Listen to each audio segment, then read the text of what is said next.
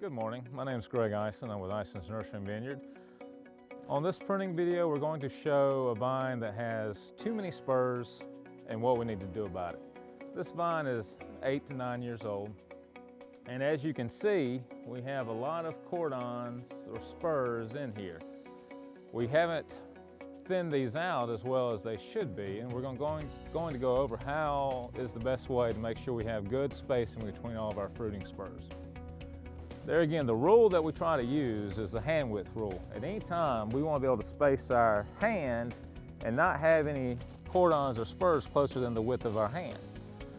If they are closer than that, then we need to completely thin those out. I always try to thin out the cordons or spurs that are on the underside of the main arm first, because those are usually the less productive fruiting branches on the vine. So in this situation here, we have a cordon here, a cordon here, a cordon here, here. We just have way too many, so we're going to thin those out. So I always try to start on the underside first. We're going to make a clean cut. We're going to come in here, as you can see this one here, we're going to make a clean cut here. We're going to make a clean cut here, here,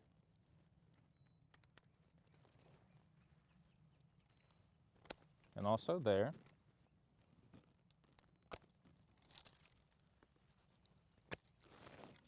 Okay. So by eliminating that one there, you see I have my hand width in place here. I actually have a little bit more, and that's fine. And here we have a spur here, a spur here, and a spur here.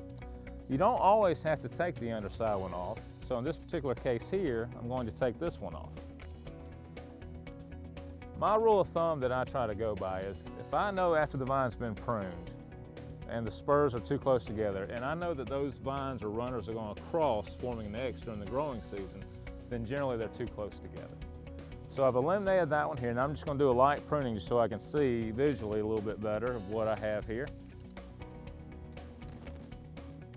And I'm going to move on over to here.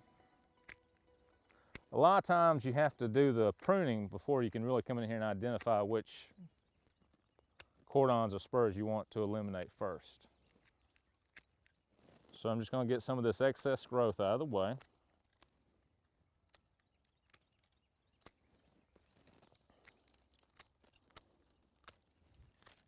All right, so if you can bring the camera in really close here, there again, you just see how crowded I am. I cannot get my hand width anywhere in this 12-inch, 18-inch space of the vine. So with all these buds here, I have way too many spurs, I have way too many buds, and if this vine's not pruned properly, the fruit quality could be smaller than I would like. We could have overproduction issues that could cause stress on the plant, and just overall, we want to keep this vine as healthy as we can. So there again, I'm going to drop my hand width right here. I have one cordon here, one cordon here, one cordon here. I'm going to take the one out on the underside, right there, and I'm going to take him out right there. So right there, these are unobtrusive to one another. So I know I've got good spacing here. But on the other side of the vine, as you can see, I have another cordon here. So I'm going to go ahead and take him completely out too. So by doing that, I've opened this up, I have my hand width in place, and I've just made this vine a whole lot happier. So as we move on down the vine, I have another cordon here, I have a cordon here, and a cordon here. Now these two are very close together, and I know I just said I always want to remove the ones on the underside when I can, but this is a situation where this is the one that's the most crowded. So I'm going to come in here and I'm going to make a clean cut. I'm going to remove this one here. So there again, the hand width rule, I'm right there where I need to be. So as we come in here and prune up a little more of the vines here, just so I can see where I'm at, we come to the situation here where I've got my hand width rule, but right here, I do not have a hand width, but if you notice, one is on the underside of the main arm and one is on the top. Throughout the growing season, these two cordons or spurs should not be competing with one another. So I'm actually going to leave these here because they're unobtrusive to one another. But as I move on down, if I get too crowded again, I'll thin some more out. So just real quick, we have another cordon here, cordon here. I'll take him out. And by taking him out, I've just improved my spacing between this cordon and this cordon with the hand width rule. Now, we prune all of our muscadines this way except for two varieties. There are two varieties, which are Granny Val and Supreme, that we prefer to go even further spacing between the cordons. So if this was Granny Val or Supreme, my rule would be 2 hand widths. So I'd want to be able to space 2 hand widths between the cordons.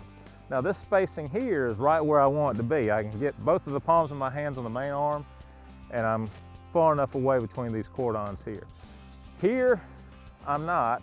This one is right here. So if this was Granny Val or the Supreme variety, I would even come in and take even more of the fruiting wood out.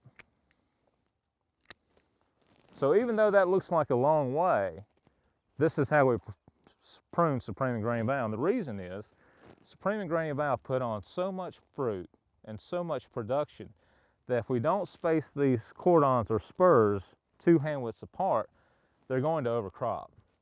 If they overcrop, 3 things are going to happen. The first thing that's going to happen is when the fruit begins to ripen, all the leaves or foliage up here are going to drop off.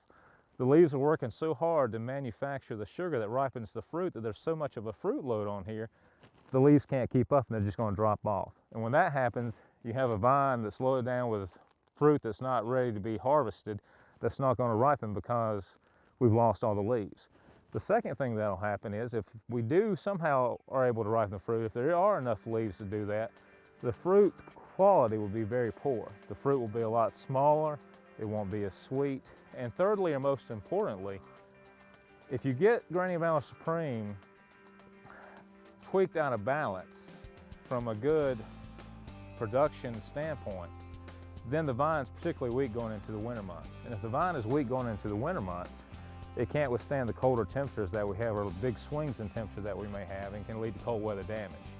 So on older vines, on all the varieties except Supreme and Granny Val, we want the 1 hand width, but on Supreme and Granny Val, we want to make sure that we have the 2 hand widths between the cordons or spurs.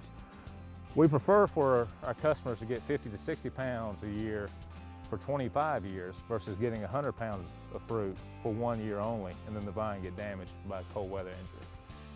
I hope this instructional pruning video gives you some good insight on how we prune and how the best way to manage Supreme and Granny Val.